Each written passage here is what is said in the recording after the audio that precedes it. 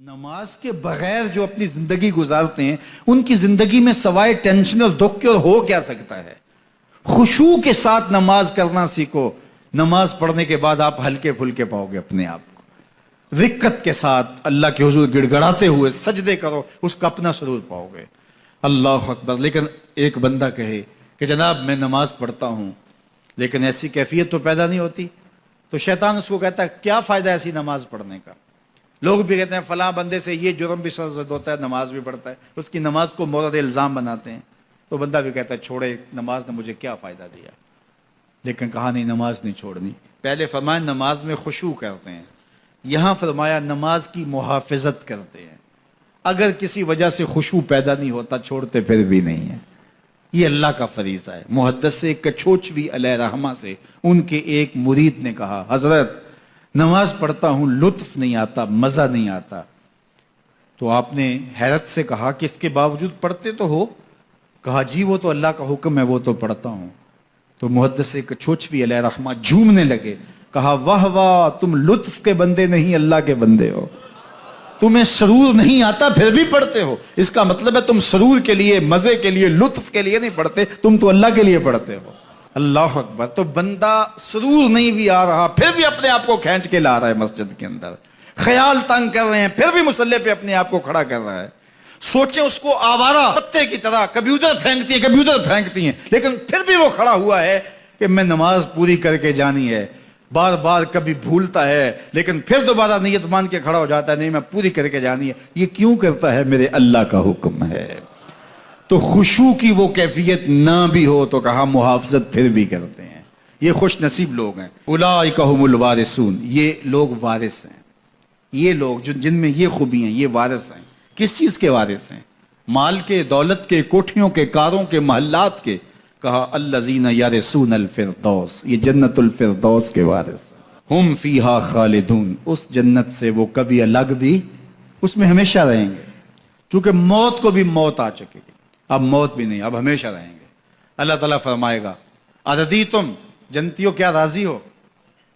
اہل جنت کیا تم راضی ہو؟ تو وہ کہیں گے ہمیں کیا ہوا کہ ہم راضی نہ ہوں, ہمیں تو وہ ملا جس کا ہمیں تصور بھی نہیں تھا. ہمیں جنت مل گئی, محلات و قصور مل گئے. جو سب سے آخر میں جنت میں جائے گا, سب سے آخر میں, جس کو ہماری پنجابی میں پھاڑا کہتے ہیں, سب سے آخر میں, اس کو جنت میں کتنی جگہ ملے گی؟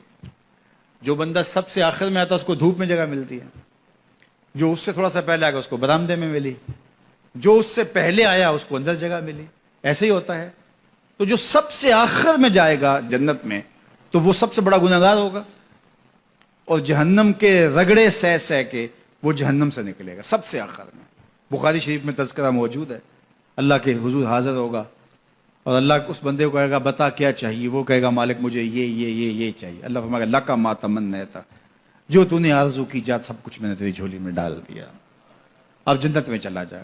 اب اس کو تو یہ ہوگا سایہ دیوار میں جگہ مل جائے تو غنیمت ہے, جنت کے کسی درخت کے نیچے جھونپڑا لگا لوں تو کافی ہے, چلو کوئی 2 مرلے کا 3 مرلے کا کٹھیا بھی مل جائے تو کافی ہے. اس کے لیے تو اتنا ہی کافی کہ جہنم سے نکل گیا. لیکن اس کو کہا جائے گا جا جنت میں چلا جا, اور تیرے لیے جنت میں دنیا سے 10 گنا جگہ ہے. دنیا سے, بخاری کی روایت, 10 گنا جگہ. یہ 7 بر اعظم پہ پھیلا ہوا جہاں, اور اس کو 10 سے ضرب دیں, اتنی جگہ اس کی ہے جو سب سے آخر میں جائے گا. جب اللہ یہ فرمائے گا تو وہ کہے گا اتسخر وانت الملک, میرے رب تو مجھے رب ہو کے مذاق کر رہا ہے, مالک ہو کے مجھ سے مذاق کر رہا ہے, بادشاہ ہو کے مجھ سے مذاق کر رہا ہے. اس کو لگے گا ہی نہیں کہ مجھ کو, میں ساری زندگی پاپ کرنے والا لیکن ایمان کا چراغاں تو اندر تھا. اللہ اکبر. آج نکلے گا تو جنت میں سب سے آخر جانے والے شخص کو کتنی جگہ ملے گی؟ دنیا سے 10 گنا جگہ دنیا سے سب سے آخری شخص کو, پھاٹے شخص کو ملے گی. پھر بلال حبشی کی جاگیروں کا عالم کیا ہوگا, ابو بکر و عمر کی جاگیروں کا عالم کیا ہوگا, بابا فرید گنج شکر, داتا گنج بخش علی اجویری, شیخ احمد مجدد الف ثانی کی جاگیروں کا عالم کیا ہوگا. مالک کے حضور جب بندہ عزت سے سر جھکا دیتا ہے اللہ کی رحمتیں بندے پہ نازل ہوتی ہے. ایک روایت میں آتا ہے جب بندہ نماز کے لیے کھڑا ہوتا ہے, ابھی اس نے سجدے میں جانا ہوتا ہے, ابھی وہ قیام ہی کرتا ہے, اللہ فرماتا ہے میرے بندے کے گناہ جو ہیں اس کے بدن سے نکال کے ایک سمت کر دو تاکہ میرا بندہ اس حالت کے اندر میرے حضور حاضر ہو کہ وہ گناہوں سے پاک اور صاف ہو۔ حضرت نبی رحمت صلی اللہ علیہ وآلہ وسلم فرماتے ہیں کہ پھر اس کے سارے گناہ اس کے بدن سے اتار کے ایک سمت رکھ دی جاتی اور بندہ مصلی پہ سبحان ربی العالی کے نغمے الاپتا ہے، رکوع کرتا ہے، سجدے کرتا ہے۔ جب سلام پھیر کے نماز ختم کر کے دعا کر کے جانے لگتا ہے تو فرشتے عرض کرتے ہیں مالک یہ جو گناہ اتار کے ایک سائڈ پہ رکھے تھے یہ دوبارہ اس کو دے دیں؟ اللہ فرماتا ہے جس کی جھولی سے گناہ نکال لیے تھے دوبارہ اس کی جھولی میں نہیں ڈالیں۔ اللہ اکبر۔ اور ایک روایت کے لفظ ہیں کہ جب بندہ نماز کے لیے کھڑا ہوتا ہے اس کے کندھوں کے اوپر سارے گناہ آ جاتے ہیں اور اس کے سر کے اوپر گناہ آ جاتے ہیں۔ جب رکوع میں جاتا ہے تو کندھوں والے گناہ گر جاتے ہیں اور جب بندہ سجدے میں سر رکھتا ہے تو اللہ تعالیٰ اس کے سارے گناہوں کو ختم کر دیتا ہے اور وہ بالکل پاک ہو جاتا ہے۔ حضرت سلیمان فارسی ایک دن ایک درخت کے نیچے کھڑے تھے، آپ نے درخت کی شاخ کو پکڑ کے جنبش دی، حرکت دی، موسم خزاں تھا، درخت کی شاخ کے سارے زرد پتے گر گئے۔ ایک صحابی پاس کھڑے تھے، انہیں پوچھنے لگے عثمان تو نے مجھے پوچھا نہیں کہ میں نے درخت کی شاخ کو یوں ہلایا کیوں ہے؟ انہوں نے کہا اچھا پھر آپ بتا دیں کہ آپ نے درخت کی شاخ کو یوں کیوں ہلایا ہے؟ کہا سنو پھر ایک دن میں اور چند صحابہ حضور کے ساتھ جا رہے تھے، رستے میں ایک درخت آیا، اس کے نیچے حضور کھڑے ہوئے، حضور نے اس طرح درخت کی شاخ کو پکڑ کے ہلایا، یوں پتے جھڑ گئے، ہم اس منظر کو دیکھتے رہے۔ حضور علیہ الصلوۃ والسلام نے فرمایا سلمان فارسی تو نے مجھے پوچھا نہیں کہ میں نے اس درخت کی شاخ کو یوں کیوں ہلایا ہے؟ تو میں نے عرض کی حضور آپ بتا دیں کہ آپ نے کیوں ہلایا ہے؟ فرمایا سلمان جس طرح اس درخت کی شاخ کو ہلایا گیا اور سارے پتے جھڑ گئے، جب کوئی بندہ سجدے میں سر رکھتا ہے نماز پڑھتا ہے اس کے سارے گناہ دھل جاتے ہیں اور وہ پاک اور صاف ہو جاتا ہے۔ ایک دن فرمایا صحابہ اگر کوئی بندہ اس کے گھر کے سامنے سے نہر گزرتی اور وہ دن میں 5 مرتبہ اس نہر کے اندر غسل کرے تو بتاؤ اس کے بدن کے اوپر کوئی میل کچیل رہ جائے گا؟ عرض کی نہیں۔ فرمایا اس طرح جو 5 نمازیں پڑھتا ہے اس کے بدن کے اوپر گناہوں کا میل نہیں رہتا۔ فرمایا الصلاۃ معراج المومنین، نماز مومنوں کا معراج ہے۔ عماد الدین الصلاۃ، نماز دین کا ستون ہے۔ حبب الی من دنیاکم ثلاث الطیب والنساء وجعلت قرۃ عینی فی الصلاۃ، مجھے تمہاری دنیا سے صرف 3 چیزیں پسند ہیں، خوشبو، منکوحہ بیویاں اور میری آنکھوں کی ٹھنڈک نماز میں رکھی ہے۔ اور حضور نے یہ بھی ارشاد فرمایا من ترک الصلاۃ متعمدا فقد کفر، جس نے جان بوجھ کے نماز چھوڑی گویا اس نے کفر ہی تو کیا، یعنی کافروں والا کام کیا۔ حضرت امام فخر الدین رازی نے تفسیر کبیر میں لکھا حافظوا علی الصلوات والصلاۃ الوسطی، اس آیت کریمہ کے تحت ایک عورت مدینے کی گلیوں میں چیخ رہی ہے اور کہنے لگی مجھے حضور کے در کا پتہ بتاؤ۔ حضور کی چوکھٹ کا پتہ بتلایا گیا، وہ حاضر ہوئی۔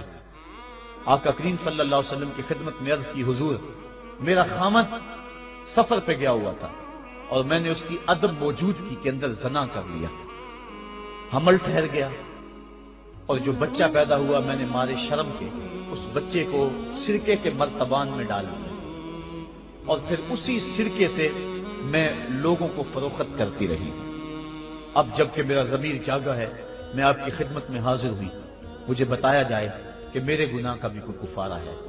حضور نے ارشاد فرمایا جو تو نے زنا کیا ہے اس کی سزا رجم ہے کیونکہ تو شادی شدہ ہے، اور جو تو نے بچے کو قتل کیا ہے قتل کی سزا قتل ہے، اور جو تو نے سرکہ بیچا ہے فقد ارتکبت کبیرہ، تو نے کبیرہ گناہ کیا ہے، اس کی سزا تو قیامت کے دن پائے گی۔ اس کے بعد حضور فرمایا ان تینوں گناہوں کی یہ سزا ہے، لیکن جس طرح تو گھبرائی ہوئی آئی تھی میں تو یہ سمجھا تھا شاید تیری نماز اثر قضا ہو گئی ہے۔ اب آپ اندازہ کریں کہ نماز کی اہمیت کیا ہے اور ہم اس بات میں کتنی سستی کرتے ہیں۔ کسی سے پوچھا جائے نا آؤ نماز پڑھنے چلے، وہ کہتے ہیں بس یار میرے کپڑے پلید ہیں، کپڑے میرے پاک نہیں۔ تیرے کپڑے کیسے پاک رہ سکتے ہیں؟ تو اللہ کے حضور جھکنا نہیں جانتا، تیرے کپڑے بھی پلید ہیں، تیرا دل بھی پلید ہے، تو اس کے حضور جھک کے تو دیکھ، تن بھی ستھرا کر دے گا، تیری روح کو بھی پاکی دے دے گا، تیرے قلب کو بھی طہارت بخش دے گا۔ تو اس کے حضور آ جھک، اس کے حضور سجدوں سے اللہ کے حضور خراج پیش کر اپنی محبتوں کا۔ جب بندہ سجدے میں سر رکھتا ہے اللہ فرشتوں میں فخر کرتا ہے میرے بندے کو دیکھو نا بالآخر میرے حضور ہی جھکا ہے نا۔ کتنے گناہ کیے اس نے، کتنے جرم کیے اس نے، لیکن بالآخر میرے حضور آیا اور اپنے گناہوں کی معافی مانگتا ہے۔ فرشتوں گواہ ہو جاؤ، میں نے اپنے اس بندے کی مغفرت فرما دی۔ تو اللہ کے حضور نماز پڑھنے والا، بلکہ ایک روایت مسند امام احمد بن حنبل میں موجود ہے، حضور فرمایا جب بندہ نماز کے ارادے کے لیے اٹھتا ہے اور وضو کرنے کے لیے جب پانی کا پہلا قطرہ چلو پہ لیتا ہے، جو ہی اس کے بدن سے وضو کا پانی چھوتا ہے، اللہ اس کے گناہوں کو معاف فرما دیتا ہے۔ جس نماز کے قصد کے لیے اٹھیں اور وضو کریں اور پانی چھوتے ہی گناہ معاف ہو جائیں، اگر اس نماز کا اعلیٰ درجہ سجدہ کر لیا جائے تو پھر مالک کی کتنی رحمت نازل ہوگی۔ یہ کتنی بڑی دولت ہے، یہ کتنا بڑا سرمایہ ہے جس سے ہم لوگ محروم رہ جاتے ہیں۔ آؤ اللہ کی رحمتیں سجدے میں ڈھونڈیں، سجدے میں پیشانی رکھ کے جب ہم اس کی رحمت کو مانگیں تو وہ مالک ہمارے اوپر رحمتیں نازل کرے گا۔ آج پوری دنیا کے اوپر مسلمانوں کے ساتھ جو حالات ہیں وہ کسی سے مخفی نہیں۔ کوئی کہتا ہے کہ معاشی طور پہ مسلمان کمزور ہیں، اس وجہ کو بھی میں تسلیم کرتا ہوں۔ مسلمان کے پاس آلات حرب و ضرب بھی موجود نہیں ہیں، اس وجہ کو بھی تسلیم کر لیا جائے۔